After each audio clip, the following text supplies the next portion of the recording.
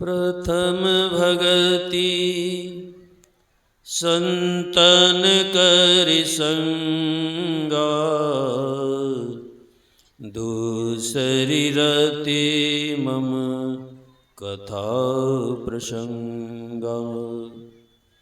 भगवान ने कहा कि सत्संग करना चाहिए,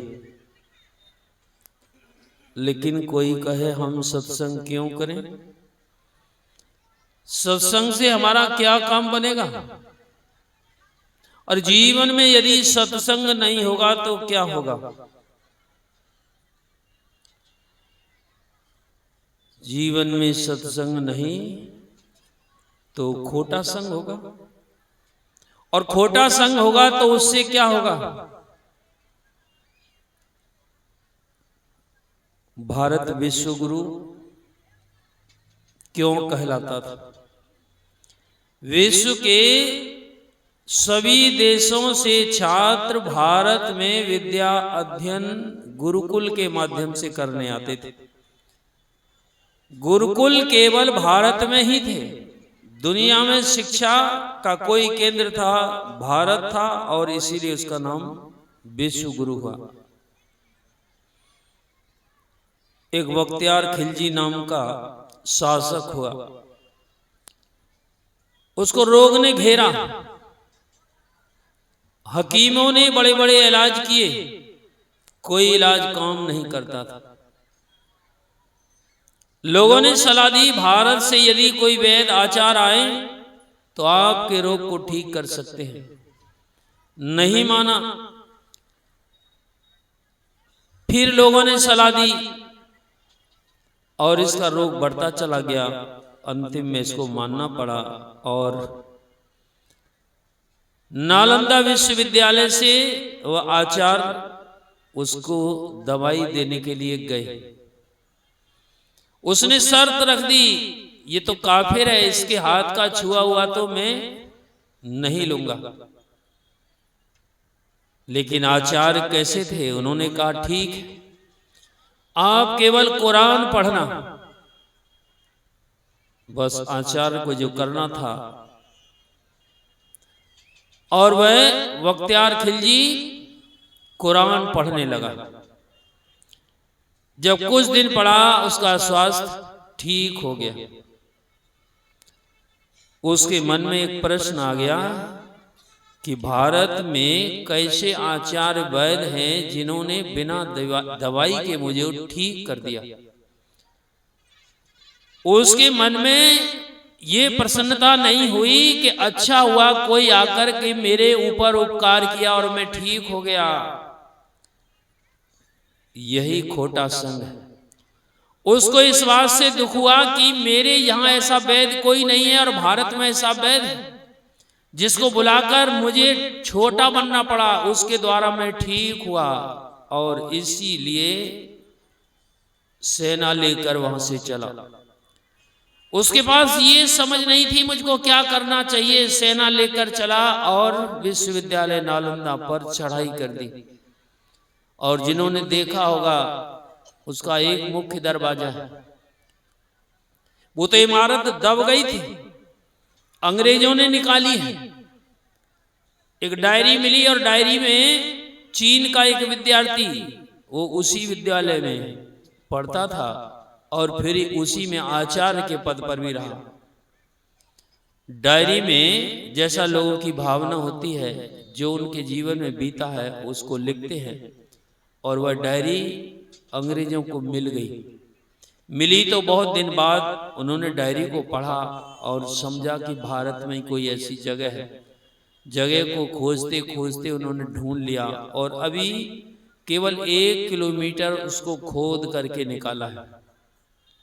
हुआ क्या था, उसके दरवाजे में घुसने की एक ही जगह थी, और वहीं आकर उसने अपनी सेना को लगा दिया, और जितने विद्यार्थी थे और जितने आचार्य थे सबको मार दिया। उसको यह प्रसन्नता नहीं, इन्होंने मेरे को स्वस्थ किया है, रोग से मुक्त किया है, मैं इनका उपकार करूं। उपकार नहीं, अपकार करने आया, और पूरा विश्वविद्यालय तहस नहस कर दिया। फिर भी उसको लगा कि यहाँ जो लाखों किताबों के अंदर, ग्रंथों के अंदर जो रहस्य है वो कैसे समाप्त होंगे। विश्वविद्यालय में आग लगा दी और 6 महीने तक आग लगी रही। लाखों पुस्तकें और 9 मंजिल मकान था, पूरा ध्वस्त होकर जल करके समाप्त हो गया। यदि सत्संग जीवन में होता तो वही व्यक्ति इस विद्यालय की एक पीठ अपने जहां भी स्थापित करता। यही अंतर होता है सत्संग से और खोटे संग से। जिसको जीवन में मिला सत्संग है, उसको हर घड़ी आनंद ही आनंद है। जिसका जीवन सच्चाई में ढल गया, उसके पापों का पर्वत भी गल गया। कोई कोई तो कहते हैं अरे ये तो सत्संग अनपढ़ आदमियों का काम है, बूढ़े लोगों का काम है। जिसको कोई काम नहीं है जाकर के सत्संग में बैठ जाए और अपना समय पार करे। हमारे पास तो बहुत काम है। शमशान में एक दिन लकड़ी रख कर तेरे आगे लगेगी तन पर। शमशान में लकड़ी रख कर तेरे आगे लगेगी तन पर। खाक हो जाएगा कोई न साथी तेरा साथ निभाएगा। छोड़ कर संसार जब तू जाएगा, कोई न साथी तेरा साथ निभाएगा। घर किया न सत्संग 2 घड़ियाँ, जमदूत लगा कर ले जाएंगे हथकड़ियाँ। कौन छुड़ाएगा कोई न साथी तेरा साथ निभाएगा। और ऐसा होने से कोई रोक नहीं सकता है। पूरी शक्ति लगा दीजिए और संसार के सब लोग आपको रोकना चाहे फिर भी नहीं रोक सकते हैं। यदि मिल जाए सदगुरु, यदि संत जीवन में मिल जाए। और अब देखिए क्या होता है। सबरी की चमड़ी कितनी काली है, डिजाइन कैसी है देख कर के बच्चे डर जाएं। और पूतना कैसी है, बहुत सुंदर शरीर सजाकर चली गई नंद बाबा की यहाँ, और जाकर भगवान कृष्ण को उठाकर दूध पिलाने लगी। भावना क्या थी, दूध के साथ में जहर पिला देंगे और कन्हैया का जीवन समाप्त कर देंगे। सूपनखा राक्षसी थी, लेकिन शरीर को सुंदर सजाकर भगवान राम के पास चली गई और पहले ही झूठ का प्रसाद चढ़ा दिया कि अब तक कुंवारी हूं, मुझे कोई अपने योग्य वर नहीं मिला। बहुत घटना है। दोनों बहुत सुंदर थी और नाम कैसा था, पूतना जो पवित्र नहीं है। और सूपनखा 3 जगह बांटते हैं तो अच्छेपन को जो खा गई है। और गई भगवान के सामने, भगवान ने कहा कि लक्ष्मण की ओर, लक्ष्मण की ओर गई। तो लक्ष्मण शब्द का अर्थ क्या होता है, लक्ष्य ही जिनका मन है या मन ही जिनका लक्ष्य है। और ऐसे लोग धोखे में नहीं रहते हैं। उन्होंने कह दिया जाओ मेरे पास जगह नहीं, जगह तो राम के पास है। और जब 2-3 बार इधर उधर गई तो जो भरा हुआ था वही प्रकट हो गया। क्या भरा था, राक्षसी स्वभाव। यहाँ भगवान ने कहा कही रघुपति सुन भामिन बाता, मानव एक भगत करिनाता। भगवान ने कहा जाति पाति कुल धर्म बड़ाई, धन बल परिजन गुण चतुराई। ये सब कुछ हो लेकिन भगवान को क्या चाहिए, केवल भक्ति प्यार। भगत के बस में है भगवान। भक्त के बस में भगवान होते हैं। और भगवान फिर क्या करते हैं। एक कुब्जा नाम की दासी कंस के यहाँ चंदन और फूल की सेवा करती थी। भगवान कृष्ण को कंस ने छल से मथुरा में बुलाया कि बालक है, मार देंगे, किसी तरह से मल्ल युद्ध करा के समाप्त कर देंगे। और पहले एक हाथी लगा दिया, पागल हाथी। बहुत घटना हुई, लेकिन एक घटना, कुब्जा नाम की दासी जैसे ही भगवान कृष्ण की आभा में आई, वो नहीं रोक सकी और उसने चंदन का लेपन भगवान को किया और पुष्प भगवान को अर्पित किए। भगवान उसकी श्रद्धा और प्रेम से प्रसन्न हुए और फिर भगवान ने एक पैर उसके पैर पर रखा और एक हाथ थोड़ी के नीचे लगाकर जरा सा खींचा तो जो पीठ पर बड़ा कुबड़ा था उस समय के लिए समाप्त हो गया और एक सुंदर शरीर सामने। भाव का भूखाऊ में और भाव ही एक सार है, भाव से मुझको भजे तो भव से बेड़ा पार है। भाव बिन कोई पुकारे मैं कभी सुनता नहीं, तेरी भक्ति भाव की करती मुझे लाचार है। भाव का भूखा हूँ मैं और अपने पवित्र भाव को यदि सद्गुरु रूपी परमात्मा को अपना समर्पण कर देते हैं तो फल क्या होगा?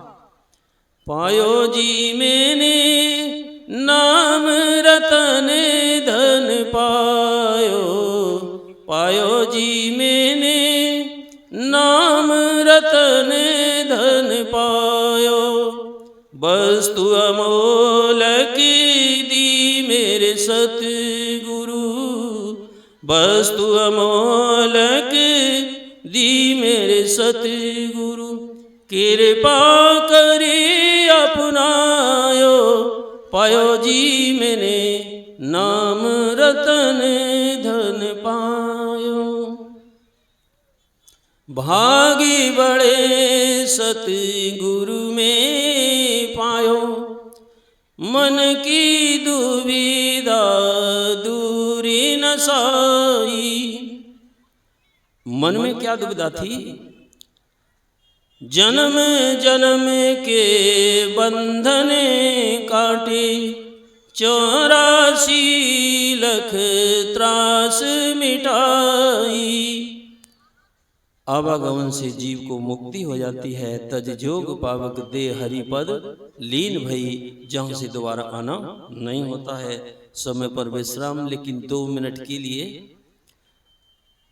अखिल भारतीय महाधिवेशन इस बार महाराज श्री के जन्म स्थान पर होना निश्चित हुआ है। महासभा के द्वारा और महाराज श्री के द्वारा आपके लिए निमंत्रण भेजा गया है। तिथि याद रखेंगे 8, 9, 10 मार्च 2025। गुरु महाराज का भी आदेश था कि वर्ष में एक बार महाधिवेशन होता है, उसमें प्रत्येक सत्संगी को जरूर जाना चाहिए। लाभ क्या होता है? साथ बैठकर सत्संग और ध्यान करने का अवसर होता है और एक का बल दूसरे को सहारा देता है। जो संसार में बड़े होते हैं वो संसार बल से सहायता करते हैं, और जो परमार्थ में बड़े होते हैं वो परमार्थ के बल से एक दूसरे को बल मिलता है, तो इसका लाभ मिलता है। और आपने देखा होगा बहुत तीर्थ गर्म पानी के किनारे पर महापुरुष लोग जगह चुनते थे ताकि उनको साधना करने में सुविधा हो। लेकिन परमात्मा प्रकृति गुरु महाराज की कृपा, उस स्थान पर आप लोग अभी जाकर देखना चाहें तो देख सकते हैं। अभी 1 तारीख से और 7-8 तारीख तक वहाँ ध्यान शिविर का आयोजन होगा और उसी में अखिल भारतीय महाधिवेशन का भूमि पूजन भी होगा। बहुत वहाँ सब कार्यक्रम हैं, लेकिन सबसे बड़ी बात आपको देखने को मिलेगी वो गर्म पानी जो लोग तीर्थ में जाकर ढूंढते हैं और तब वहाँ रहते हैं। और ये प्रकृति ने उपहार महाराज श्री को क्यों दिया? क्योंकि उनका जन्म सर्दी में ही हुआ और साधना शिविर भी सर्दी में ही हुआ, इसलिए साधक को सब तरह से अनुकूल हो। चाहे आप शौचालय में जाएं वहाँ भी गर्म पानी, स्नान में जाएं तो वहाँ भी गर्म